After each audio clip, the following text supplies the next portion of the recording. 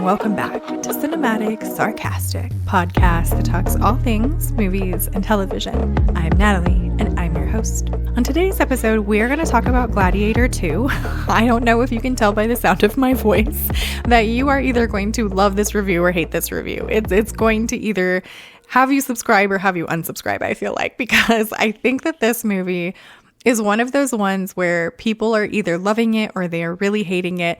And unfortunately, I am in the hate camp. I really did not like this film. And I think one of the biggest reasons why is because Gladiator is just such a gem.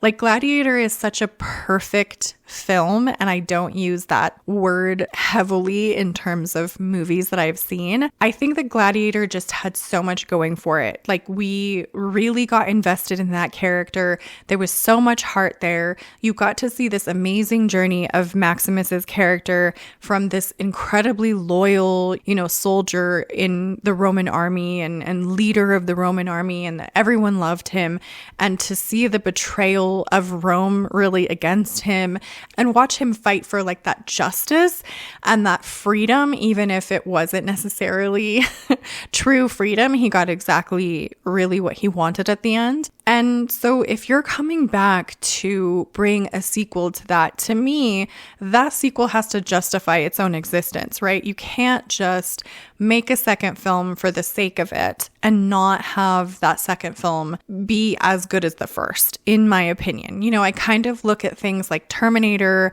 I look at movies like Top Gun, where they came back 30 years later to do a sequel, and that they really just gave it their all and put everything in it and made something that was good, right? Terminator 2 obviously is a great sequel to the first one. Gladiator 2 for me just doesn't in any way, shape, or form live up to that first film. We don't have, I think, in my opinion, any heart here.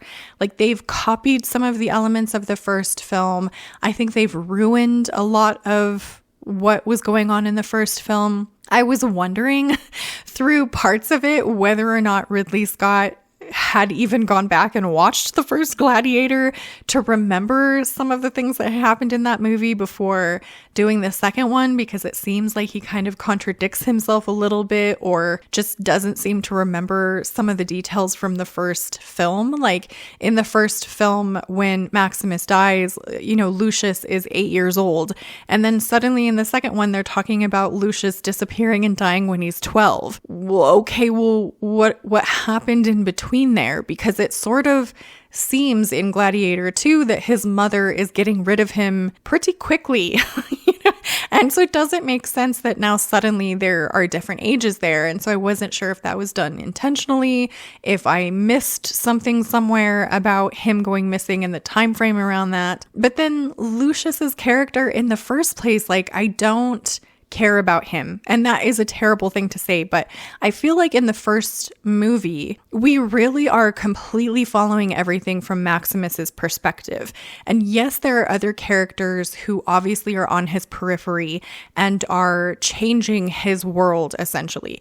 We know that Lucilla is there. We know that, her character is playing some role in what's happening to him. We know that her brother, Joaquin Phoenix's character, is really the driving force in what sort of sets everything into motion in terms of Maximus going for some kind of vengeance, right? Or some kind of revenge for what happened to him and his family. But in this one, it almost seems like instead of that, like, even though we are following Lucius, his character, through the second film, there are also other perspectives that they are also following at the same time. So like Pedro Pascal's character and Connie Nielsen's Lucilla, they're one sort of aspect of it. And then you have Denzel Washington, which is a big aspect of it. You have like both of the emperors, because they're twin emperors now, and you get to see sort of what's happening there, kind of, not really a ton.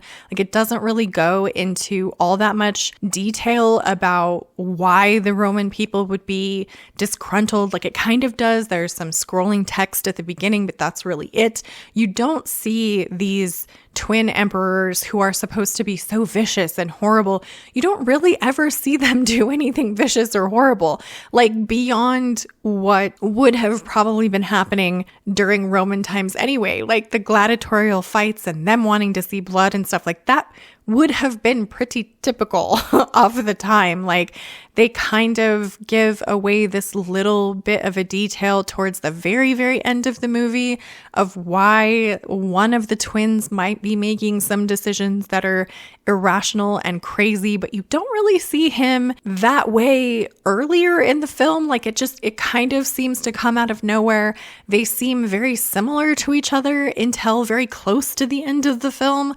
Like it seems very disjointed. And to have a cast like this, having Paul Mescal, Pedro Pascal, Denzel Washington, all of these people who I think in their own right are really great actors, I was really surprised by how bad a lot of the acting seemed to come across in this movie. And I don't think it was the actors themselves. I think like a lot of the scenes, maybe a lot of the dialogue just felt weird or felt off to me in a lot of the scenes. And then the majority of this movie just sort of felt like spectacle for spectacle's sake, right? Like we have all of these Colosseum fights that are happening.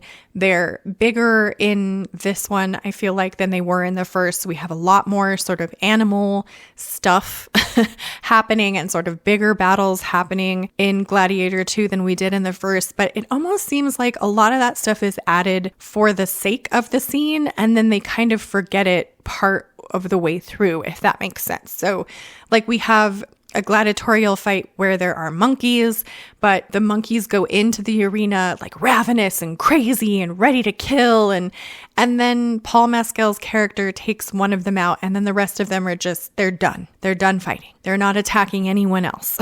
Like it seems like it doesn't make sense. A similar sort of thing happens with the rhinoceros. Like during part of that scene, you don't even see the rhino anymore.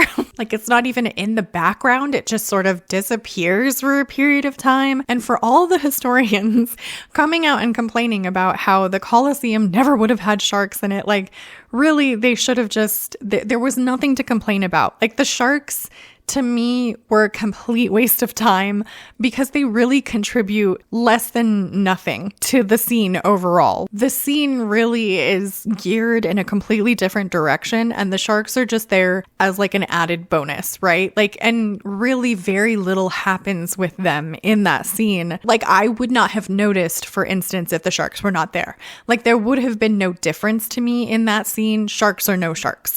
Like it kind of felt like Ridley Scott just sort of was Dr. Evil for a little bit. And he's like, I want this scene, but I want there to be sharks with laser beams. Like it just felt silly. It felt like it was there for the fact that Ridley Scott could come forward and say, oh, I filled the Colosseum with water and put sharks in it. Or, oh, there's a man riding a rhino in this battle. Like for the sake of him being able to gloat about it, but not necessarily writing it into the script very well. And by the end of the movie, like I was just praying for it to be over because in my mind, it was just every bit of it, every minute that went by was just sort of ruining Gladiator, the first one, a little bit more as it went on. Like it kind of took this incredible film and cheapened it by a considerable amount. Like, I don't think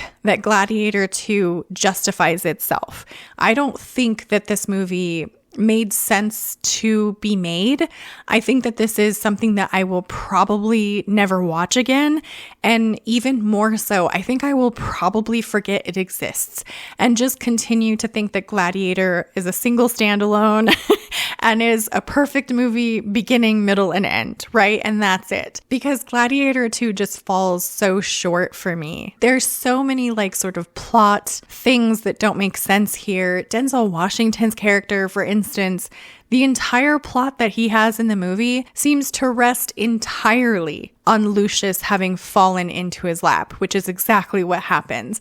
And it just doesn't make a whole heck of a lot of sense in the big picture of things, right? That things would just happen to go this way for his like major scheme to work out. I don't know. It felt very cheap. It felt like, you know, all show and no heart. And for me was just not a win at all. I am very disappointed. And I went in with pretty low expectations, I would say, because the reviews, you know, have been sort of iffy on it. So I went in not expecting it to be great, but expecting it to be good. And it was worse than even I thought it was going to be. So this one is a total pass for me if you are thinking of going to the theaters and seeing it. But I would love to know what you thought of it if you did go see it, whether you agreed or not. Subscribe to join the Movie Nerd family, and I hope to see you in the next episode.